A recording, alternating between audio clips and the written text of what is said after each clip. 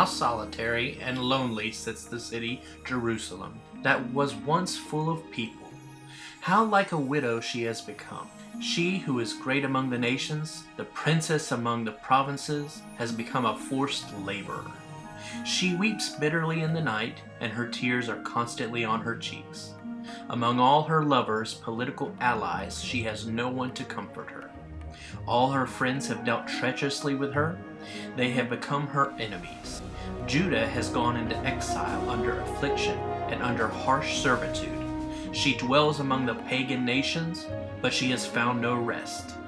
All her pursuers have overtaken her in the midst of her distress. The roads to Zion are in mourning because no one comes to the appointed feast. All her gates are desolate, her priests are groaning, her virgins are grieved and suffering, and she suffers bitterly. Her adversaries have become her masters, her enemies prosper, for the Lord has caused her grief. Because of the multitude of her transgressions, her young children have gone into captivity before the enemy. All her beauty and majesty have departed from the daughter of Zion, Jerusalem. Her princes have become like deer. They have found no pasture. They have fled without strength before the pursuer. In the days of her affliction and homelessness, Jerusalem remembers all her precious things that she had from the days of old. When her people fell into the hand of the adversary, and no one helped her, the enemy saw her. They mocked at her downfall. Jerusalem sinned greatly. Therefore she has become an unclean thing and has been removed. All who honored her now despise her, because they have seen her nakedness. Even she herself groans and turns her face away. Her ceremonial uncleanness was on her skirts. She did not seriously consider her future. Therefore she has come down from her throne to slavery in an astonishing manner. She has no comforter. O Lord, cries Jerusalem, look at my affliction, for the enemy has magnified himself in triumph. The adversary has spread out his hands over all her precious and desirable things. For she has seen the Gentile nations enter her sanctuary, the Jerusalem temple, the ones whom you commanded, that they should not enter you into your congregation, not even in the outer courts. All her people groan, seeking bread. They have exchanged their desirable and precious things for food to restore their lives. See, O Lord, and consider how despised and repulsive I have become. It is nothing to you, all you who pass this way. Look and see if there is any pain like my pain, which was severely dealt out to me, which the Lord has inflicted on me on the day of his fierce anger. From on high he sent fire into my bones, and it prevailed over them. He has spread a net for my feet. He has turned me back. He has made me desolate and hopelessly miserable, faint all the day long. The yoke of the transgressions is bound. By his hand they are knit and woven together. They have come upon my neck. He has made my strength fail. The Lord has put me into the hand of those against whom I cannot stand. The Lord has rejected all the strong men in my midst. He has proclaimed an established time against me to crush my young men. The Lord has trampled down as a winepress the virgin daughter of Judah. I weep for these things. My eyes overflow with tears because a comforter, one who could restore my soul, is far away from me. My children are desolate and perishing, for the enemy has prevailed. Zion stretches out her hands, but there is no comforter for her. The Lord has commanded concerning Jacob that his neighbors should be his enemies. Jerusalem has become a filthy thing, an object of contempt among them. The Lord is righteous and just, for I have rebelled against his commandment, his word. Hear now, all you peoples, and look at my pain. My virgins and my young men have gone into captivity. I, Jerusalem, called to my lovers, political allies, and they deceived me. My priests and my elders perished in the city, while they looked for food to restore their strength. See, O Lord, how distressed I am. My spirit is deeply disturbed. My heart is overturned within me and cannot rest. For I have been very rebellious. In the street the sword kills and bereaves. In the house there is famine, disease, and death. People have heard that I groan, that I have no comforter in you. All my enemies have heard of my desperation. They have delighted, O Lord, that you have done it. Oh, that you would bring the day of judgment which you have proclaimed, so that they will become like me. Let all their wickedness come before you, and deal with them as you have dealt with me, because of all my transgressions. For my groans are many, and my heart is faint. How the Lord has covered the daughter of Zion, Jerusalem, with a cloud in his anger. He has cast down from heaven to the earth the glory and splendor of Israel, and has not remembered his footstool in the day of his anger. The Lord has swallowed up, he has not spared all the country places of Jacob. In his wrath he has thrown down the strongholds of the daughter of Judah, Jerusalem. He has brought them down to the ground in disgrace, and he has devasted the kingdom and its princes. In fierce anger he has cut off and destroyed every horn of Israel. He has withdrawn his right hand from the presence of the enemy, and he has burned in Jacob like a flaming fire, consuming all around. He has bent his bow like an enemy, he has set his right hand like an adversary, and slain all that were delightful and pleasing to the eye. In the tent of the daughter of Zion he has poured out his wrath like fire. The Lord has become like an enemy. He has swallowed up Israel, he has swallowed up all its palaces, he has destroyed its strongholds and multiplied in the daughter of Judah mourning, lamentation, and expressions of grief. And he has violently broken down his temple like a fragile garden hedge. He has destroyed his appointed meeting place. The Lord has caused the appointed feast and Sabbath to be forgotten in Zion, and has despised and rejected the king and the priest in the indignation of his anger. The Lord has rejected his altar, he has abandoned his sanctuary, he has given into the hand of the enemy the walls of her palaces. They have made a noise in the house of the Lord, as on a day of appointed feast. The Lord determined to lay in ruins the city wall of the daughter of Zion. He has stretched out a line, he has not stopped his hand from destroying. He has caused the rampart and the wall to lament, mourn, and grief. They have languished together. Her gates have sunk into the ground. He has destroyed and broken her bars. Her king and her princes are exiled among the nations. The law is no more. Also her prophets no longer find vision from the Lord. The elders of the daughter of Zion sit on the ground keeping silent. They have thrown dust on their heads. They have covered themselves with sackcloth. The virgins of Jerusalem have bowed their heads to the ground. My eyes fail because of tears, mourns Jeremiah. My spirit is deeply disturbed. My heart is poured out on the earth in grief, because of the destruction of the daughter of my people Jerusalem, when little ones and infants faint in the streets of the city. They cry to their mothers, "Where is grain and wine?" as they faint like a wounded man in the streets of the city, as their life slips away and is poured out in their mother's arms. How shall I console you? To what shall I compare you, O daughter of Jerusalem? With what I compare you, so that I may comfort you, O virgin daughter of Zion? For your ruin is as vast as the sea. Who can heal you? Your prophets have imagined for you false and foolish visions, and they have not exposed your wickedness to restore you from captivity by teaching you to repent. But they have imagined, and declared to you false and misleading oracles. All who pass along the way clap their hands in derision at you. They scoff and shake their heads as the daughter of Jerusalem, saying, "Is this the city that was called the perfection of beauty, the joy of all the earth?" All your enemies have opened their mouths wide against you. They scornfully hiss and gnash their teeth. They say, "We have swallowed her up. Certainly this is the day for which we waited. We have reached it, we have seen it." The Lord has done what he planned and has accomplished his word, which he commanded from days of old. He has demolished without sparing, and he has caused the enemy to rejoice over you. He has exalted the power of your enemies. Their hearts cried out to the Lord, O wall of the daughter of Zion. Let your tears run down like a river day and night. Give yourself no relief. Let your eyes have no rest. Arise, cry aloud in the night. At the beginning of the night watches, pour out your heart like water before the presence of the Lord. Lift up your hands to him for the life of your little ones who are faint from hunger at the head of every street. See, O Lord, and look, with whom you have dealt this way. Should women eat their offspring, the little ones who are born healthy and beautiful? Should priest and prophet be killed in the sanctuary of the Lord? The young and the old lie on the ground in the streets. My virgins and my young men have fallen by the sword. You have killed them in the day of your anger. You have slaughtered, not sparing. You, Lord, called as in the day of an appointment feast my terrors, dangers on every side, and there was no one who escaped or survived in the day of the Lord's anger. Those I have cared for and brought up with tenderness, my enemy annihilated them. I am Jeremiah, the man who has seen affliction because of the rod of his wrath. He has led me and made me walk in darkness, not in light. Surely he has turned his hand against me repeatedly all the day.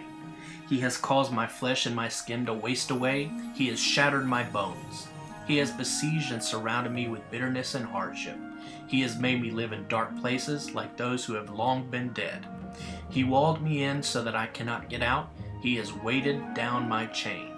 Even when I cry out and shout for help, he shuts out my prayer. He has blocked my ways with cut stone. He has made my paths crooked. He is to me like a bear lying in wait, and like a lion hiding in secret places. He has turned aside my ways and torn me in pieces. He has made me desolate. He has bent his bow and set me as a target for the arrow. He has caused the arrows of his quiver to enter my inner parts. I have become the object of ridicule to all my people, and the subject of their mocking song all the day. He has filled me with bitterness. He has made me drunk with wormwood bitterness. He has broken my teeth with gravel. He has covered me in ashes and made me cower in the dust. My soul has been cast far away from peace. I have forgotten happiness. So I say, my strength has perished, and so has my hope and expectation of the Lord. Remember, O Lord, my affliction and my wandering, the wormwood and the gall bitterness. My soul continually remembers them and is bowed down within me. But this I call to mind, therefore I hope. It is because of the Lord's loving kindness that we are not consumed, because his tender compassions never fail. They are new every morning. Great and beyond measure is your faithfulness. The Lord is my portion and my inheritance, says my soul. Therefore I have hope in him and wait expectantly for him. The Lord is good to those who wait confidently for him, to those who seek him on the authority of God's word. It is good that one waits quietly for the salvation of the Lord. It is good for a man that he should bear the yoke of godly discipline in his youth. Let him sit alone in hope and keep quiet, because God has laid it out on him for this benefit. Let him put his mouth in the dust in recognition of his unworthiness. There may yet be hope. Let him give his cheek to the one who strikes him. Let him be filled with reproach, for the Lord will not reject forever. For if he causes grief, then he will have compassion according to his abundant lovingness and tender mercy. For he does not afflict willingly and from his heart, or grieve the children of men, to trample and crush under his feet all the prisoners of the land, to deprive a man of justice in the presence of the Most High, to defraud a man in his lawsuit. The Lord does not approve of these things. Who is there who speaks and it comes to pass, unless the Lord has authorized and commanded it? Is it not from the mouth of the Most High that both adversity, misfortune, and good prosperity and happiness proceed? Why should any living mortal or any man complain of punishment in view of his sins? Let us test and examine our ways, and let us return to the Lord. Let us lift our hearts and our hands in prayer toward God in heaven. We have transgressed and rebelled. You have not pardoned. You have covered yourself with anger and pursued us. You have slain without pity and have not spared. You have covered yourself with a cloud so that no prayer can pass through. You have made us scum and refuse among the peoples of Gentile nations. All our enemies have gaped at us. Panic and pitfalls, traps, danger have come on us, devastation and destruction. My eyes overflow with streams of tears because of the destruction of the daughter of my people, Jerusalem. My eyes overflow unceasingly without stopping, until the Lord looks down and sees from heaven. My eyes see things that bring pain to my soul because of all the daughters of my city. Without cause my enemies hunted me down like a bird. They silenced me in the pit and placed a stone over me. The waters ran down on my head. I said, I am cut off, destroyed. I called on your name, O Lord, out of the lowest pit. You heard my voice. Do not hide your ear from my prayer for relief, from my cry for help. You drew near on the day that I called to you. You said, do not fear. O Lord, you have pleaded my soul's cause. You have guided my way and protected me. You have rescued and redeemed my life. O Lord, you have seen the wrong done to me. Judge my case. You have seen all their vengeance, all their schemes against me. You have heard their reproach, O Lord, and all their schemes against me. The lips and whispering of my assailants are against me all day long. Look at the sitting and their rising, their actions and secret counsels. I am their mocking song, the subject of their ridicule. You will repay them, O Lord, according to the works of their hands. You will harden their hearts, your curse will be upon them. You will pursue them in anger and destroy them from under the heavens of the Lord. How dark and dim the gold has become, how the pure gold has changed. The sacred stones of the temple are poured out and scattered at the head of every street. The noble and precious sons of Zion, once worth their weight in fine gold, how they are regarded merely as earthen jars, the work of a potter's hands. Even the jackals offer the breast, they nurse their young, but the daughter of my people has become cruel like ostriches in the wilderness, that desert their young. The tongue of the infant clings to the roof of its mouth because of thirst. The little ones ask for food, but no one gives it to them. Those who feasted on delicacies are perishing in the streets. Those reared in purple as nobles embrace ash heaps. For the punishment of the wickedness of the daughter of my people Jerusalem is greater than the punishment for the sin of Sodom, which was overthrown in a moment, and no hands were turned toward her to offer help. Her princes were purer than snow, they were whiter than milk in appearance, they were more ruddy in body than rubies, their polishing was like lapis lazuli, sapphire. Their appearance is now blacker than soot because of the prolonged famine. They are not recognized in the streets, their skin clings to their bones.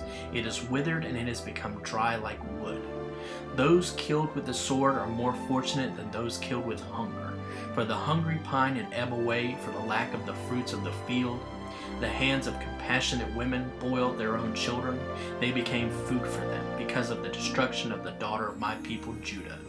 The Lord has fulfilled his wrath. He has poured out his fierce anger and has kindled a fire in Zion that has consumed her foundations. The kings of the earth did not believe, nor did any of the inhabitants of the earth, that the adversary, oppressor, and enemy could enter the gates of Jerusalem.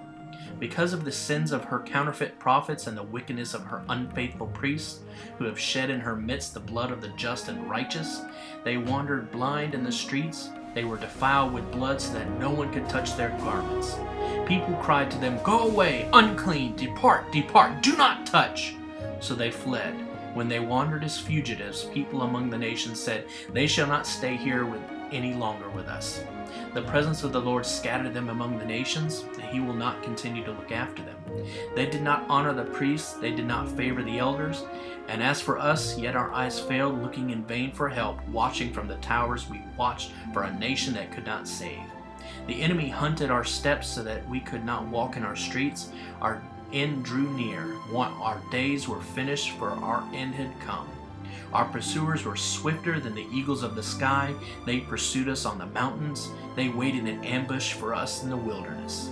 The breath of our nostrils, the anointed of the Lord our King, was captured in their snares. He of whom we had said, "Under his shadow we shall live among the nations." Rejoice and be glad, O daughter of Edom, who lives in the land of Uz. But the cup of the wine of God's wrath will pass to you as well. You will become drunk and make yourself naked. The punishment of your sin has been completed, O daughter of Zion. The Lord will no longer send you into exile, but he will punish your sin, O daughter of Edom. He will expose your sins. O Lord, remember what has come upon us. Look and see our reproach, national disgrace. Our inheritance has been turned over to strangers, our houses to foreigners. We have become orphans without a father. Our mothers are like widows. We have to pay for our drinking water. Our wood comes to us at a price. Our pursuers are at our necks. We are worn out. There is no rest for us. We have given the hand as a pledge of fidelity and submission to Egypt and Assyria to get enough bread. Our fathers sinned and are no more. It is we who have carried their sin. Servants rule over us. There is no one to rescue us out of their hand. We get our bread at the risk of our lives because of the sword of the Arabs in the wilderness, who may attack if we go out to harvest the crop. Our skin is as hot as the heat of an oven because of the burning heat, the fever of famine. They vanished, the women in Zion, the virgins in the cities of Judah. Princes were hung by their hands, elders were not respected. Young men worked at the grinding mill, and boys fell staggering under loads of wood. Elders are gone from the gate, young men from their music. The joy of our hearts has ended. Our dancing has been turned into mourning. The crown was fallen from our head. Our honor is covered with dust. Woe to us, for we have sinned. Because of this, our heart is faint. Because of these things, our eyes are dim. As for Mount Zion, which lies desolate, foxes and the jackals prowl over it. But you, O Lord, reign forever. Your throne endures from generation to all generations. Why do you forget us forever? Why do you forsake us so long? Return to us, O Lord, so that we may be restored. Renew our days as of old, unless you have utterly rejected us and are exceedingly angry with us.